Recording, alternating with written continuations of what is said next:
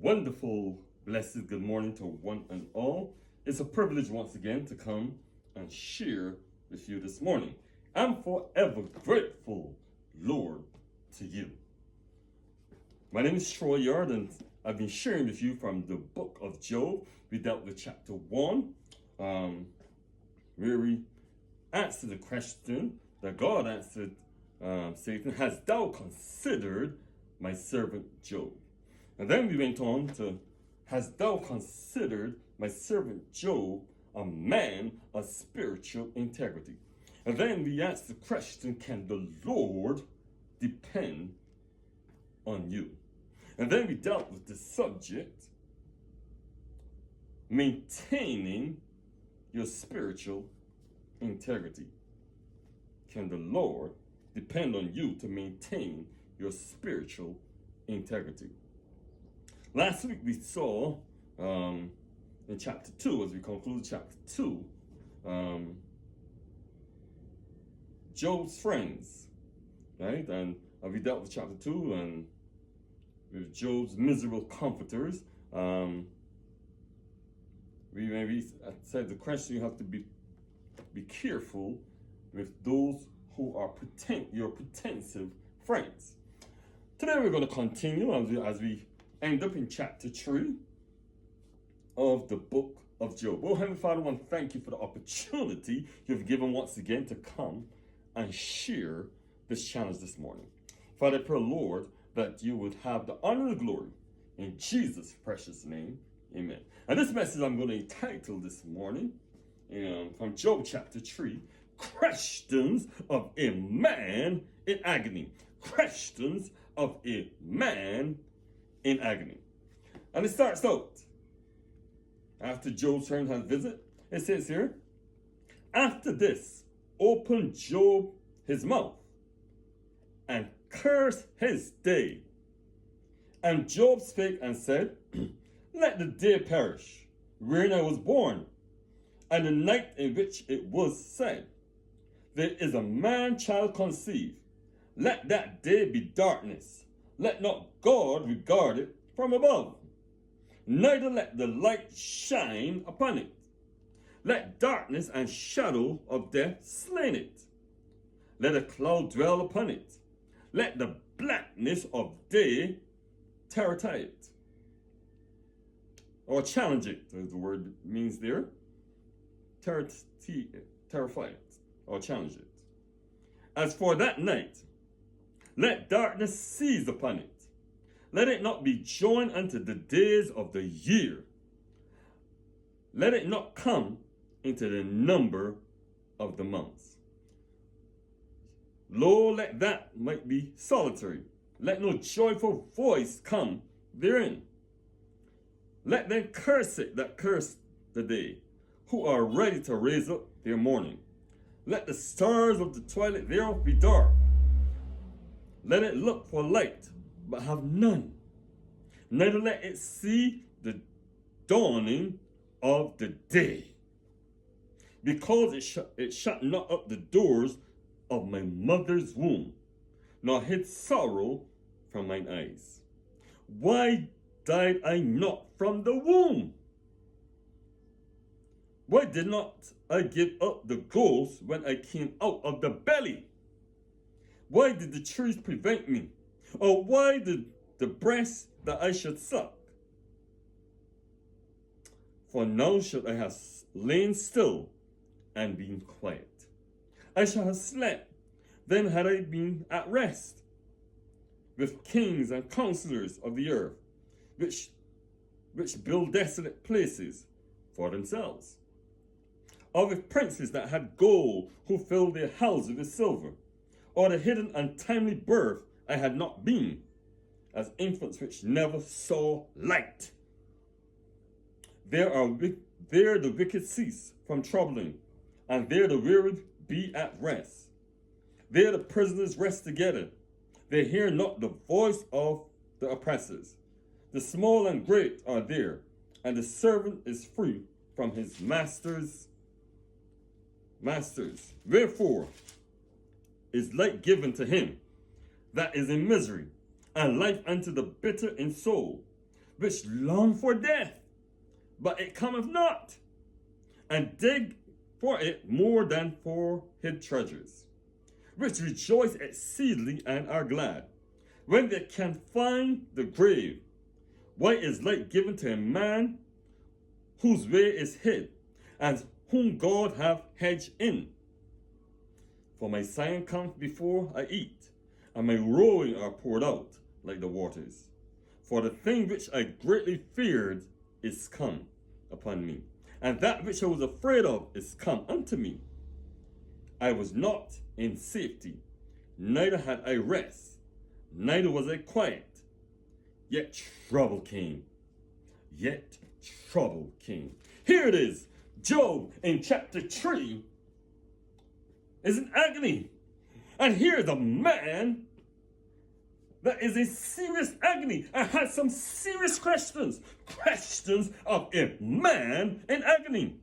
Here Job, after he went through all that he went through, he's lost his family. He's lost his wealth. He had his wife asked him to curse God and die. He had some friends that came by that were very pretensive. And here Job now opens his mouth and asks some questions, some pertinent questions, questions of a man in agony. You see the pain that Job is going through at this point of time. He was in pain and agony. And here he starts out. And Job opened up his mouth and cursed this day. What day? The day that he was born. And Job spake and said, let the day perish wherein I was born. You know when a man comes to the point of frustration, when a man comes to the point that he's in agony, and he's so angry, and he's so full of wrath. And here's Job. And Job at this time, his friends were still there. But Job was speaking to himself. He wasn't really speaking to his friends. He was speaking aloud, so they could have heard him. But he was speaking to himself. He said, listen, I cursed the day that I was born. Here it is, that a man like me, I've done all I can for God. I've been faithful to God. And yet here I'm going through such agony and such pain. Here's this man that have questions. And here's this man. A man in agony. Questions of a man in agony. And he cursed the day that he was born. You ever had a situation in your life that you wish that the ground could just open up and swallow you? You just wish that you were not here? Here's Job's situation. He was so much in pain and agony and distraught that he cursed the day that he was born.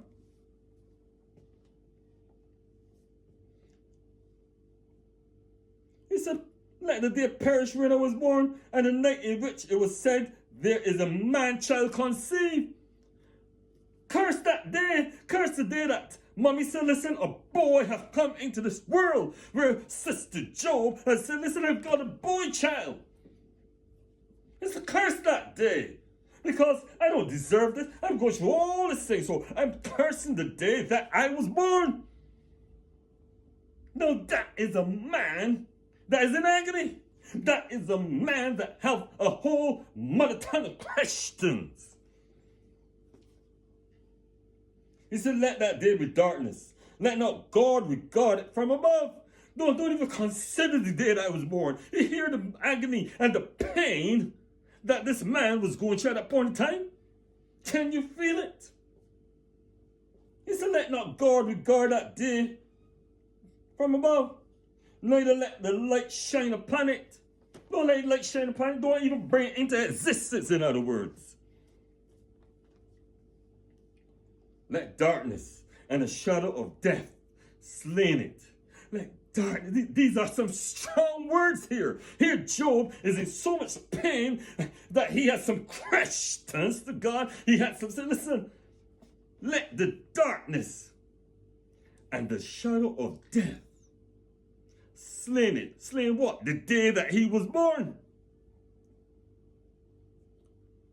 Let a cloud dwell upon it. Let the blackness of day terrify it. In other words, let the blackness of day challenge it. Here's a man that had so much in his life and done so much in his life and been trying to be faithful to God, and yet he's going through this terrible time in his life. And he said, listen, curse the day that I was born.